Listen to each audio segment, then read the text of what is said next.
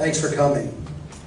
My name is Jim Fitzgerald, and I'm the Chief Ambassador for the Restored Republic of the United States of America. And I'm going to introduce our speaker tonight, and his name is Clyde Cleveland. So I'm going to do a brief overview of who your speaker is. Professionally, Clyde is currently the co-founder and president of Randall Marketing Group, a leader in the field of training financial service agents. He has been the founder or co-founder of 7 successful companies, including United Investment Groups. In conjunction with UIG, United Investment Groups, Clyde is the general partner of 23 limited partnerships, including real estate, research and development, and wind energy syndications. He developed the first 2 golf infomercials ever produced. Prior to the Putt to Win infomercial, no one thought that a golf club could sell through the mass marketing medium. Concerning freedom and American concerns, Clyde's concern for America and his endeavors in freedom include Libertarian candidate for governor of Iowa in 2002. Clyde also was elected to the Republican State Platform Committee for the state of Iowa in 2008. He co-founded in Fairfield, Iowa, a constitutional study group, a successful program dedicated to educating the community on the founding principles of our country. His educational work helped to create a huge victory for Ron Paul in Jefferson County, one of only 2 counties to be a clear win for Paul over all Republican candidates in the 2008 primary. He was also elected as a delegate to the Continental Congress held in St. Charles, Illinois in 2009. Clyde is also a professional speaker and talks about such things as the full development of human potential, the history of the income tax, and the fraudulent approval of genetically engineered food by the FDA. He has been active in the movement to eliminate the federal income tax for over 18 years. Concerning genetically engineered foods, a few years ago, Clyde became very concerned about genetically engineered foods. He felt immediately that taking genes from one species and forcibly inserting them into the DNA of a completely different species was a bad idea. The more he researched, the more he was convinced that it was extremely dangerous technology. He recently accepted an offer to be on the board of directors of the Institute for Safe Technology, started by Jeffrey Smith, the most recognized speaker and author on GMO foods in the world. Clyde is also an author. More importantly, Clyde has authored 2 books, Common Sense Revisited, of which you have a copy. You're welcome to take one in the back of the room. If for anybody that would like to contribute to donations to pay for this, that would be swell. If not, no worries. Common Sense Revisited, which has sold over 60,000 copies and been read by thousands more, as it was given away for free on his website, and they're available, as I said, in the back of the room. Another book is Restoring the Art of America, A Return to Government by the People. Clyde and his co-host, Todd McGreevy, have a weekly radio show on the Republic Broadcasting Network. The name of the show is Common Sense Revisited. Personal and very important, Clyde and his wife, Debbie, have been married for over 40 years. They have 4 children and 6 grandchildren. They lived in Fairfield, Iowa from 1982 to 2009. They are now residents of Florida. Clyde has a bachelor's degree in political science from Indiana University and is a representative for Florida in the Republic for the United States of America. So, your speaker tonight, being no stranger to understanding that there is something terribly wrong in America, is going to talk to you about the Restored Republic for the United States of America and what I believe, and after you hear this presentation, will cause you pause to consider what may well be the solution to what has been stolen from the American people. Ladies and gentlemen, I give you Clyde Cleveland.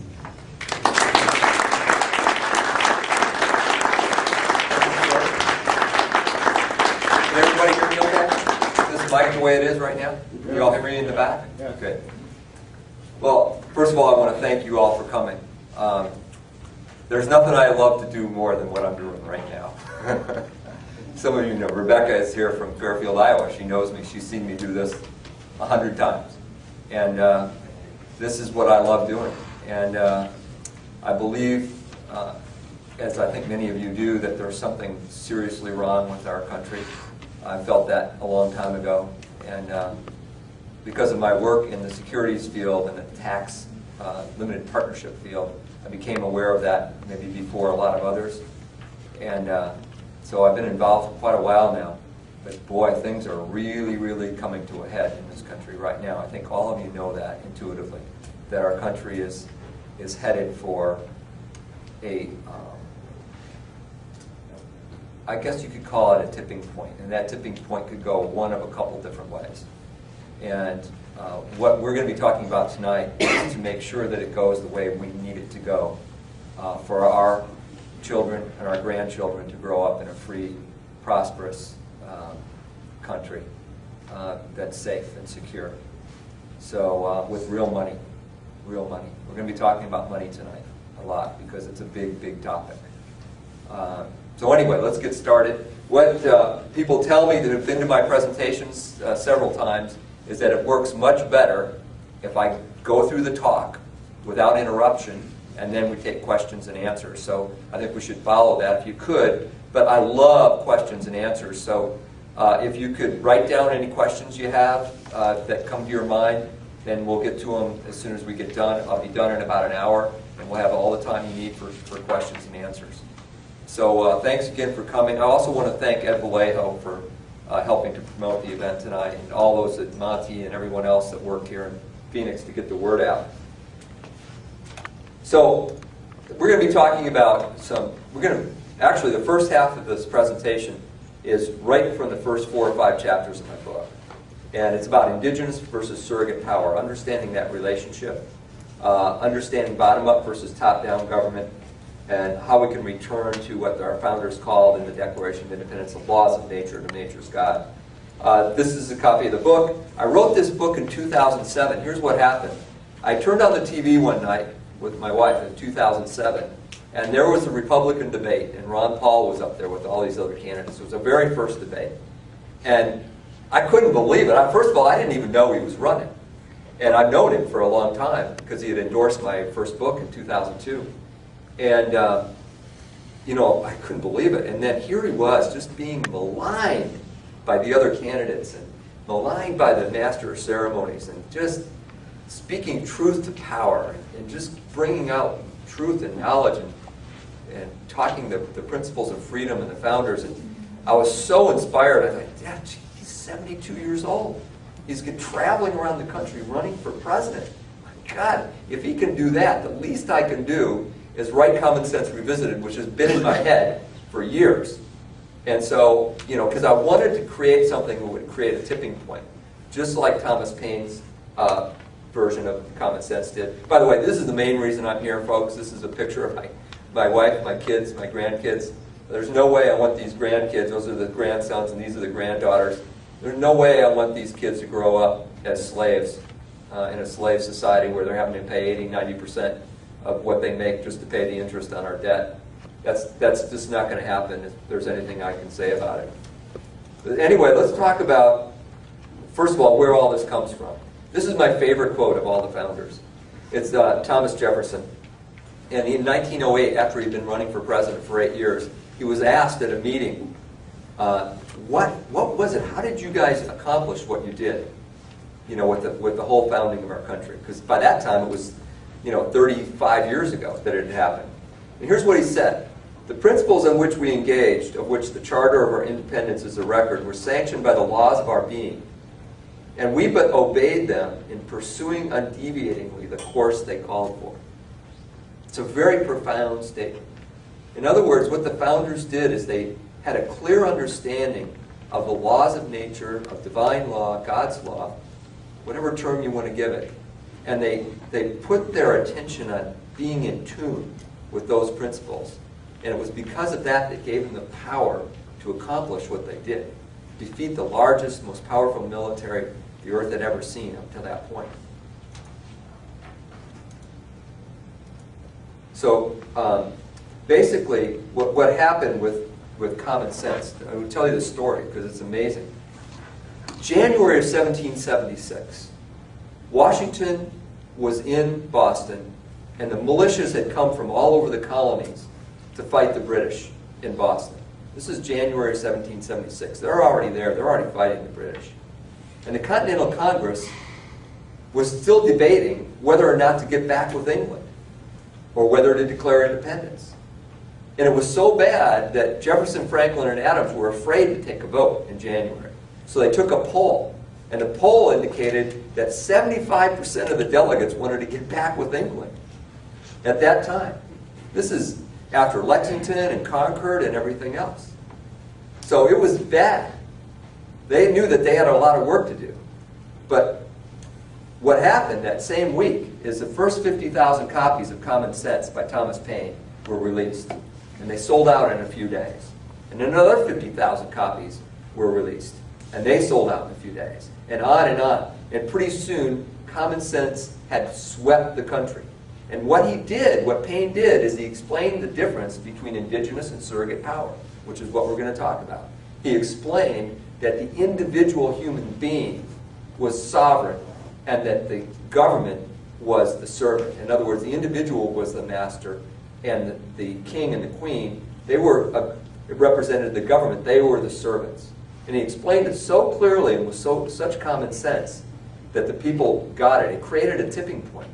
And George Washington said in April, "By private letters which I have lately received from Virginia, I find common sense is working a powerful change there in the minds of many men." So the founders and the Continental Congress were aware that things were shifting. And it shifted so much in such a short period of time that by July 2nd, they were able to get a unanimous vote for independence, and on July 4th, they signed it. So there was a shift that occurred in the country. People always ask me, how long is this going to take to restore our founding documents and our founding principles? Well, it could take a long time or it could happen very quick. But we have the ability to create a paradigm shift in this country. And now is the time, because people are finally starting to wake up. So anyway, by when it was all over, almost 500,000 copies of Common Sense had been sold in a country of less than 3 million people. It really did help to create a paradigm shift. And that's why I wrote this book. This is my attempt to create that shift.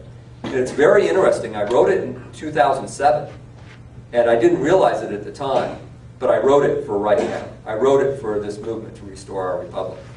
When you see how it all fits together with what I wrote then, it's obvious I wrote it now. And we sold a lot of copies. I mean, for a political book, probably 100,000 people have read this, which is a lot for a political book. But you know how many we're selling now? 2,000 a day.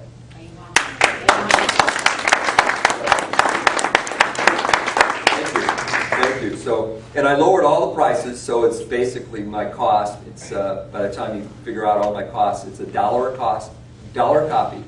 You just go to our website, commonsenserevisited.com, and you can order as many copies as you want for $1. If you get up to 150 copies, it drops to 75 cents. And so what a lot of people are doing is they're joining together. One guy in Minnesota just ordered 600 copies. So that's why I printed it, by the way, as a magazine. It costs a lot less to print a book as a magazine style like this than it does a regular book. So anyway, let's talk a little bit more about this indigenous power concept, because this is absolutely vital. First of all, the founders saw these truths as self-evident. That common sense concludes that any rational thinking being is unique because they have free will and the ability to manifest thoughts into concrete forms through action. Our Creator gave us this unique ability to create, to be creators in the image of God. Just like God's a creator, we are like in that image. We can create and manifest thoughts into action. It's the only true source of power on the planet is the individual, because this power originates within. It's called indigenous. Indigenous power.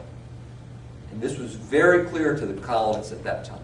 It wasn't just Thomas Paine. It was John Locke, the second treatise on government. It was Joseph Mayhew in 1750 gave a very famous sermon that John Adams said started the revolution in 1750. They understood indigenous power. And that's what we have to understand. And we have to share that with our friends, because we have the power. The only other kind of power on the planet is power that we loan to entities that we create.